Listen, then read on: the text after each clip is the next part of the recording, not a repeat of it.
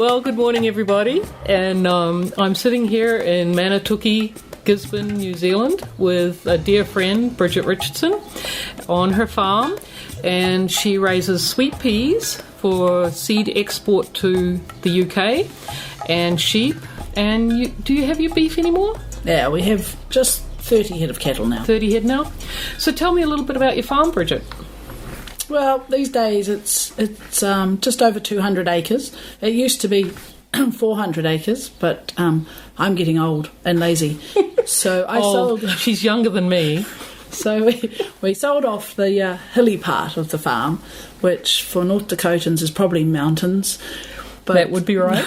But yeah, so we've sold off 200 acres of that, and which is why we're down to low sheep and cattle numbers now. So we only run 120 ewes and fatten about 500 to 600 lambs a year. Okay. On chicory or on red clover? Red clover and white clover mostly, and we have a temporary Italian ryegrass as well. Okay. So, and that is a cold in New Zealand season grass that will grow all winter. Right. Hence, everything keeps growing in New Zealand in the winter. It just slows down. Yeah, and these grasses are developed to grow in our cold season, which I know is really quite tropical for North Dakota, but right. For us it's cold, so... Yeah, it's all relative. It's all relative. A 5-degree swing in temperature one way or the other is hot or cold. Yeah, so, we're lucky we live in a temperate climate and not too far from the ocean, so we get warm breezes all year. Yeah. What would be your average rainfall? Oh, ask me a tricky question. It's about, on average, it would be around the 1,300 mils. 13, okay. So, can't do that quickly in the head. I think it's 2.5 centimetres to an inch. Yeah, so it's 25 mils to an inch, so whatever that works out at. We'll figure it out in time. And no snowfall? No snowfall here. We can see snow from where I am, but no, that's still a good probably 5 or 6 miles up the road from where I live. But good frosts. Yeah, good frosts.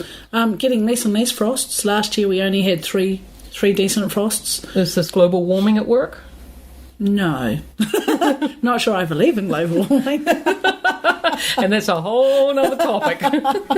Yeah, I'm not sure about that one at all. Certainly our winters fluctuate. Like everyone's winters fluctuate. Some years it's warm, some years it's cold.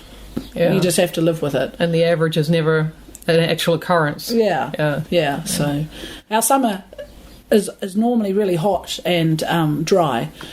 And Kate can attest to the fact it's not particularly hot or dry this year. So no, it's not. It's a bit of a miserable summer, really, as summers in New Zealand go. And it's a lot more humid than normal. And a lot more rain. Yeah. But that could be because Catherine's back in New Zealand. And North Dakota's having a really warm winter. Which could also be because she's not there. I might start taking it personally. Neither country wants me. Yeah. Well, I guess in the drought zones we could do with you. Yes. So maybe I need to visit Central Otago where it's having a drought. That's right. Yeah. Yeah. Now on your fence coming into your driveway, it has a sign, assurance quality something or other? Certification. Now what does that mean here? It's our slaughterhouses all you have to be certified to provide lambs or cattle to them. So every 2 or 3 years they come and audit you. So they check out your facilities for handling the stock. They check out your medical records that you've done with the stock. So they check to make sure that you're only using licensed remedies for anything, that you're sticking to your withholding periods on the drenches and what have you. And generally they just come and make sure that the farm is running as it is said. They don't like barbed wire. They prefer you to use electric wires. So they'll encourage you, if you're replacing fences, to use electrics to switch over to electric. Yeah, because it damages the pelts so much. So and a large part of the sale for them is the pelt.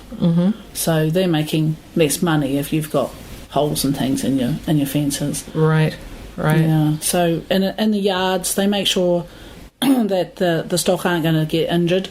So there's no broken rails, no broken fences of any kind, no rough ground that you or the sheep or cattle could break your leg on or whatever like that. So, Okay. Yeah, they're quite strict on it. Right.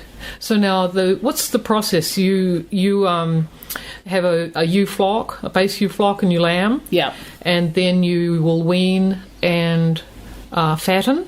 Well, normally, because we are on such warm country, we lamb relatively early. For here, we lamb late May, early June. Mm-hmm. And so going into winter? Going into winter, because the grass grows all year, so we've got really good food.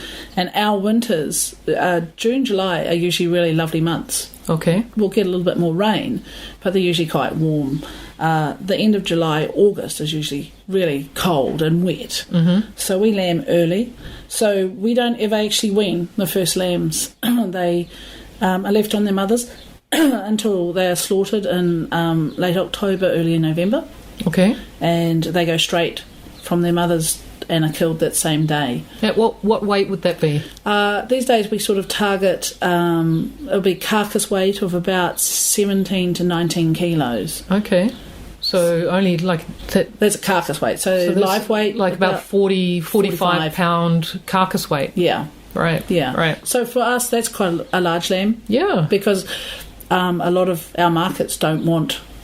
Big lambs. Huge lambs. Right. They want no fat, lean, yeah. Yep, young. Yeah, so they prefer that weight range. I think our preferred weight range from the slaughterhouses is from 16 to 19 and a half. Okay. So you get a premium if you can hit. All within those parameters. And we also have maximum amount of fat you can have on the lamb. Mm-hmm. You go over that and you get penalised. Okay. And if you have less than that, obviously you get penalised as well. Right. So, and we have many different markets. We have European market, we have the French market, US, Japan, and Korea are some of our biggest markets. Okay. Is the Middle East still a big market?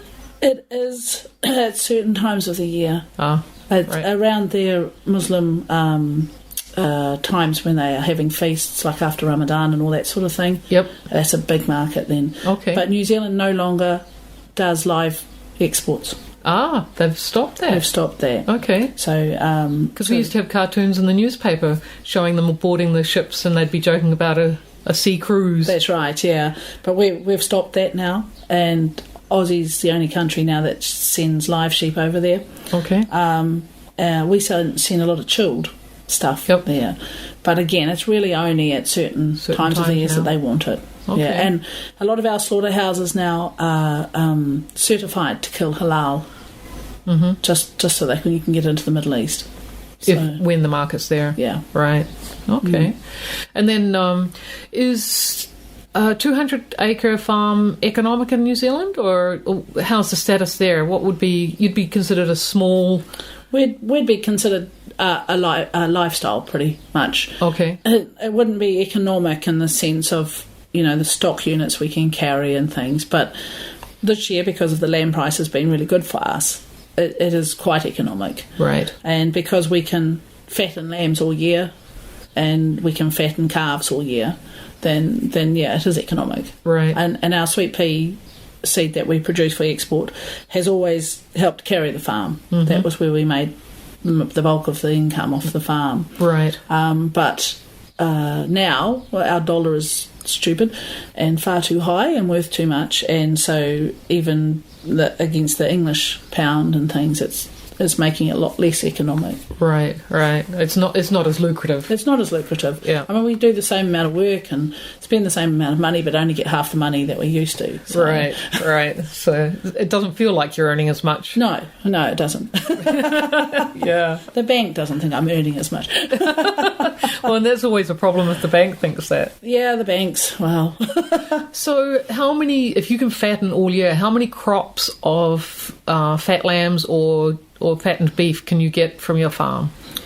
Well, we'd get 2 cycles, I guess, but we lease out a lot of our flat land, which it mainly is now, to 2 big companies that produce squash for the Japanese market over summertime and sweet corn for the Japanese market at the same time. So we're taking out about 35-40 hectares each year. Okay. And over the summer.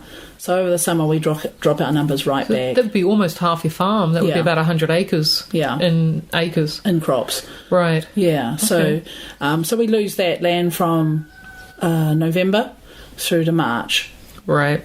But then part of your contract there, they reseed it to red clover or to grass? Whatever I want them to, yeah. And then you would fatten a crop of lambs. beef or lambs on that. Yeah. So you get a crop and a crop of lamb or beef That's off right. that same piece of ground. Yeah. So if we didn't lease the land and have the cropping on Yep. it, we could produce many more lambs and things. Up until the last 2 seasons, it hasn't been economic to do that. Right. It's been better to lease the land out and do it that way. So. Yeah, because the price of beef and lamb has not been as high. Yeah. But this year, it's been exceptional. It has been exceptional. I mean, I was very excited. I hit $200 New Zealand for 4 lambs this year, and that was just unheard of. Wow. So, and I averaged over 120 of them. I averaged $150.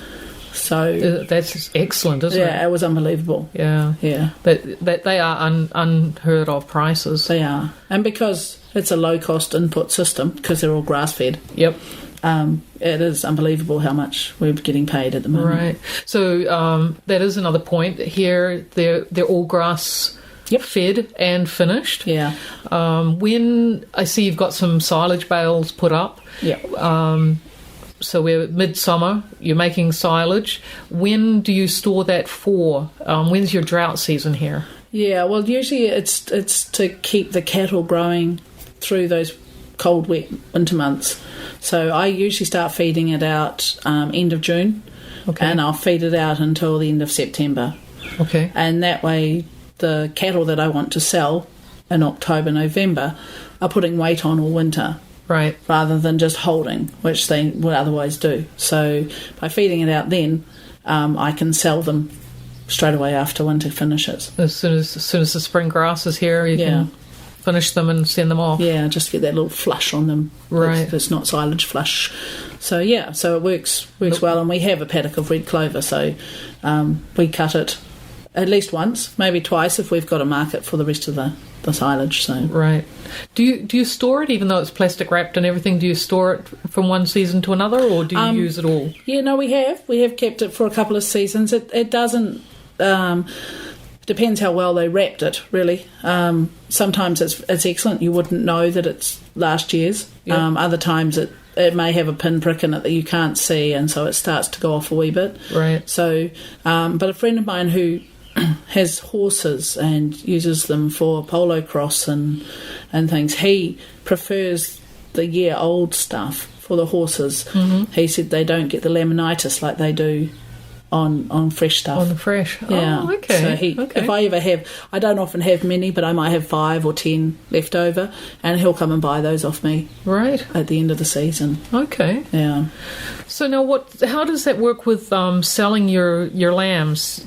Do you take them to an independent sales yard? In the States it would be called a sale barn. How's that work here? We have 2 ways of selling them. If we're selling them store, so they're not quite ready to kill, they go through a sale yard, as we call it, so a sale barn. Sale barn. It's not independent as such. It is owned by one of our big stock companies. Okay. We can use different agents that might be independent, but they have to pay a fee to the sale yards to use the facilities and things. Okay. So most people use the company that own the yards and have their agents. And so you just take the lambs there and they're sold on the open market, and the person takes them away to fatten them. Or we can sell direct to the slaughterhouses. So we have agents that will come round and what we call pick the lambs. Mm-hmm. And so he decides if they're up to condition, up to weight of what the slaughterhouse wants at that stage. So we pay him I think it's 50 cents a head to do that. Okay. And then they are just slaughtered. They go straight from our farm to the slaughterhouse. They get loaded up onto big transport trucks and away they go. Yeah. Okay. So for us, because we live not far from the slaughterhouse, they'll pick our lambs up, say at 7 o'clock in the morning, and they'll be killed at about 3 o'clock that afternoon. Oh, so there's not much shrinkage. Not much shrinkage, not much travel for them, less Low damage. stress. Yeah. So, Right. and if you do it right, they only have to be washed once. They don't have to be re-washed. So Now washed, what would that mean? they are put through a big walk-through bath to get all the oil out of the wool Oh, okay. and to get any rubbish if they've been in a dirty paddock or anything. Mm-hmm. So they go through a Pressure washer. Yeah, basically. And they have 2 washers. One's hot, one's Okay. cold. So, yeah. Here comes pneumonia.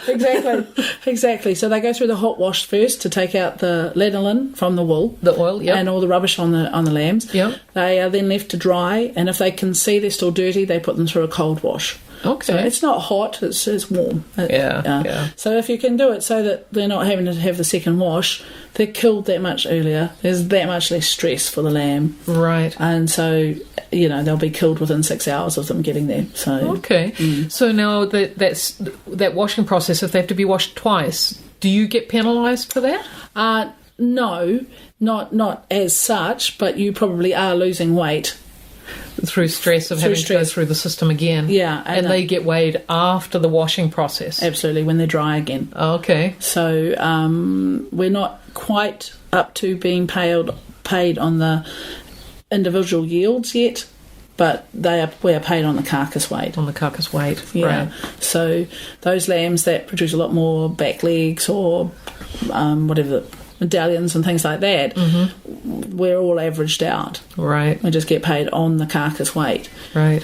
They're trying to bring in the more technology, so we're paid on the individual yield of each lamb. Okay. And they can obviously trace back to the farmer of source. Yeah. How far into the system can they trace back? Does it basically, once they're cut into cuts, the trace back is stopped? Or if it gets to the supermarket, can the trace back go? They can still trace back to, they should be able to trace back to the individual farm. Wow, excellent. Yeah. So each packet of meat that's taken off a carcass is given a barcode. Okay. And that tells them where that came from. Yeah.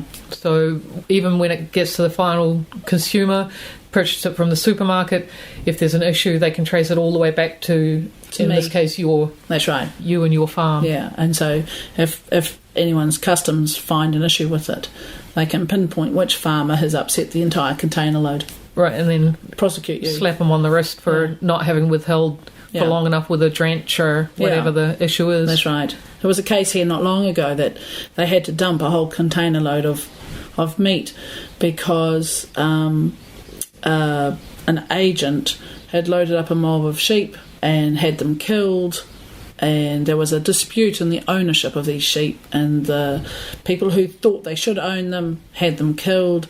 The guy who did own them had drenched them. They were still within that withholding period for the drench. They stuck them in a container and sent the whole container away when the farmer found out they'd been taken and killed. And oh my goodness. So they had to dump that whole container.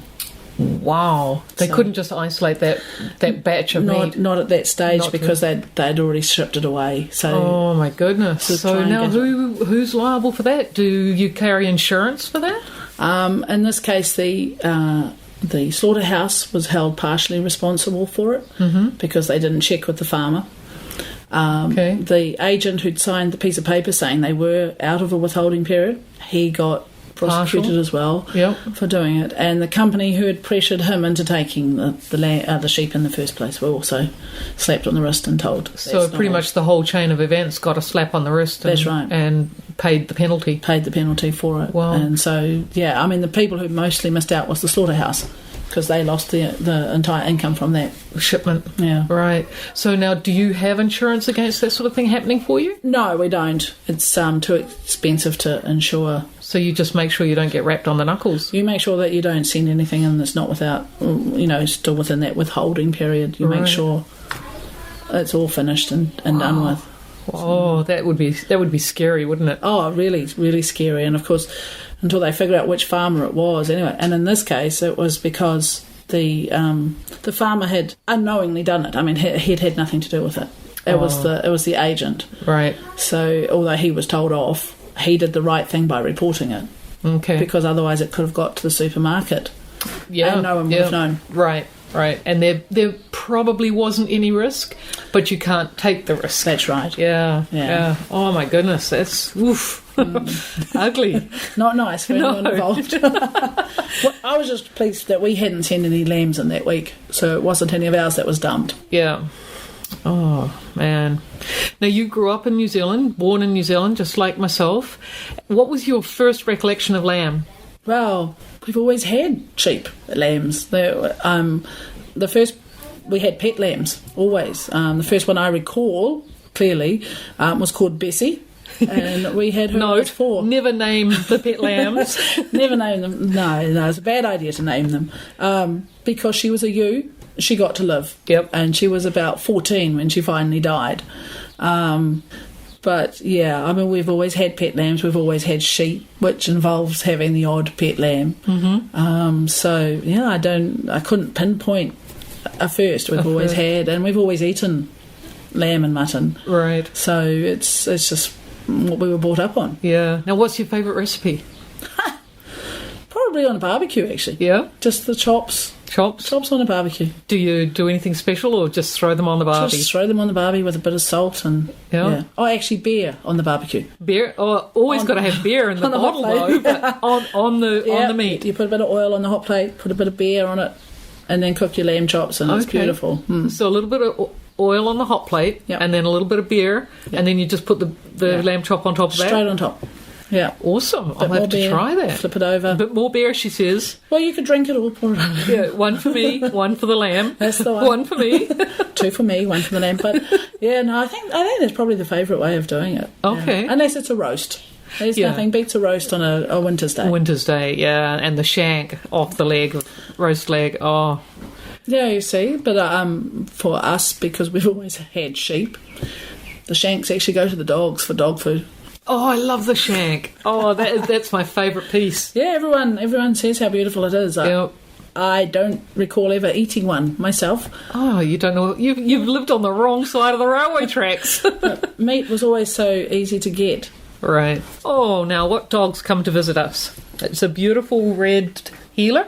Yeah, she's a heading dog cross, so she's a Australian cattle dog crossed with a New Zealand heading dog. Ah, now Bridget breaks all the rules. Most working dogs live outside in their kennels, but all Bridgets are allowed to come in the house. Well, Bridgets all think they're supposed to come in the house, so they wander in and out and are encouraged not to so much, but yeah. But at the moment, they're all in the house. But you are beautiful. Yes, you are. Yes, and I'm about to get the face lick, I think.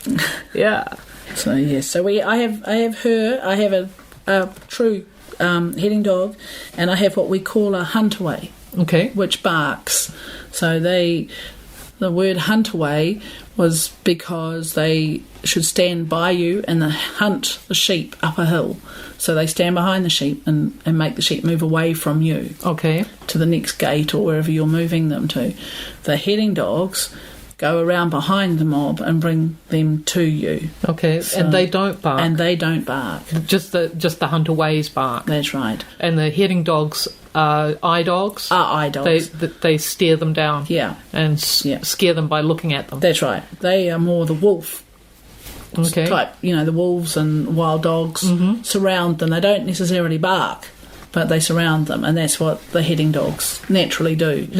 Right. Yeah. Whereas the huntaways bark and make lots of noise and chase them. Yep. Wherever you want them to go. That's the theory. Sometimes they chase them where they want them to go, not where you want them to go. That's right. They do have minds of their own. Unfortunately. Yeah. And they always think they know better. Of course. I want to go through this gate, Ma. Yeah. Yeah. No, that paddock's next week. I don't want to run that way. I want to run this way. Now, your mum, I call her Mrs. R. Yeah. Mrs. Richardson is far too long a word. It is. Far too formal. It's far too difficult. She had coloured sheep. She did. They started many years ago when I was young. Many years ago. Many moons ago. My dad she got into spinning wool. And black wool. And so my dad bought her 3, I think, black sheep that had good wool. And so from there, she developed this little flock of coloured sheep that we still have the remnants of the flock now. We discovered early on that they had a genetic thing in them that they would actually lamb 3 times in 2 years. Yep. So because we only had 10 acres in those days, the ram lived with them all the time. So we were getting a lot more lambs because they would lamb the 3 times in the 2 years. Right. So when we bought the bigger farm, we kept the coloured flock and put them out with the white sheep to get them to cycle earlier, and then we managed to get early lambs, which is where the big money is for the lambs in the season. Right. So yeah, we still have a few of them running around. Oh, awesome. Yeah. Now, you raised sweet peas as well, Yes. and that again was something your mum started many moons ago. Yeah. Older than me. I hope so. She immigrated from England. Yes, she did. She came over from the Cambridge area in England, which is kind of flat, like North Dakota. It's her father and her grandfather had a seed company in England, and she actually came to New Zealand to be a teacher. She was a teacher, and she had a job here set up, and she taught at the local high schools, or I don't know what they're called in America. High school. High school. Yep. And her parents came over for a visit and decided that Gisborne would be a stunning place to grow sweet peas. So they sent her a few seeds to trial, and they did so well. 51 years ago, she started growing them commercially, and started off with just a few hundred feet of them. Right. And at our peak of having them, we had about 7 acres. Wow, and that was a beautiful sight in the summer, I bet. Yeah, it was. All the different colours. All the different colours. And the scent. Yeah, well, yes. A little overwhelming. Well, no, because I guess we grew up with it and things. We couldn't actually smell them. Ah, okay. Still gave me hay fever. Couldn't smell them. Bring on the Zyrtec. Yeah. So, but you learnt to live with that. But Right. yeah, so now we're down to probably half an acre of them now. I'm getting old and lazy, which I think I said earlier. And Seems to be a reoccurring theme here. it's just so that my friends know when I retire in a couple of years' time, I'm old and lazy. So we just have a few. We sold the contracts on to other people, and so sweet peas are still grown commercially in Gisborne. There's 3 other people who grow them, and doing well. And doing well. Yeah. I mean, the dollar upsets them as well. Well, of course. But, you have to live with that. Right. It comes and goes. It does come and go. It's all a cycle. A lot. So, so they've been doing them now. Some of them have been doing them for 8 years now, and really doing well out of them. Wow. So. Now, on our website, we'll have a link to the country calendar shows that have been done on both her mother, Mrs. R, and herself, Bridget, on growing the sweet peas and the farm in general. So if you're interested in getting some more background on Bridget and her antics, there'll be links on the website. And the many dogs. And the many dogs. Some of them are lap dogs. Yeah. And in full disclosure, Bridget and I met back in the 1980s, right? At university. Yeah. Yeah. And have been on many, many adventures around the world in Africa. I think our families have hoped we'd grow up, but we haven't yet. So we still intend to go on lots of adventures. Yep. She's not getting old and lazy on the adventure side. No, just on the work. Is fine. Yes, we both love to whitewater raft. And Peru and the Tampapata was the last one we went on, wasn't it? It was, yeah. Yeah, that was an excellent river. Yep. Excellent place. And Africa and Great Britain. Yeah. We've travelled together. We have. And a lot of the rivers in New Zealand we've done as well. So Yep. Yeah, you've done more than me in New Zealand. Yeah, have now. But you don't live here, remember? Well, now I do. I'm back. You're back. Oh, better get in touch with our rafting friends. Yeah, they'll be able to rake in some money now. Yeah. Another nut has arrived. That's right. So, yes, no, it's been a long time, really. It has. It has. 18 years since I've lived here. Yeah, that's scary. It is, isn't it? It is. Yeah. Yeah, life has changed. And the country has changed. You became a farmer. I did. You weren't I a farmer. did. She was a townie. Oh, I grew up in a big city, 1 million people. Big city in New Zealand. Yeah. Well, it's a reasonable sized city anywhere. Yeah. But I love the country life. I don't really know that she knew the tail from the head of a cow when I first met her. Oh, no. But she learned. I think. I hope she learned. Yeah. One end's messy. Yeah. And luckily they don't really have teeth, so the other end's safe. It doesn't bite. Yeah, not too hard anyway. A bit of a gummer. Yeah, that's right. Those old cows. Well, Bridge, thank you very much. It's been fun reminiscing and visiting about farming in New Zealand on a smaller scale. Yep. And maybe we'll be invited back to another interview. You might. You might. It depends how squeaky my voice is. Yeah, she's suffering from hay fever a little bit today, so it's a little bit up and down. Yeah. And she does not believe in modern technology, so there's no websites to visit or anything like that. And That's because she lives in amongst some hills. just one or two hills that are rather large, but green all the way to the top. Yeah, so, it's difficult to get high-speed internet and things in here. Yeah, and the national phone company Telecom haven't laid fibre optics or modern cable down the valley. No, we still use carrier pigeons most of the time. Now you'll have them really wondering and scratching their heads. Yeah. No, okay, we don't use pigeons. That was last week. We're on to smoke now. SOS will come next. Oh, thanks, Bridge. Okay. And we'll see you guys around the block. Bye.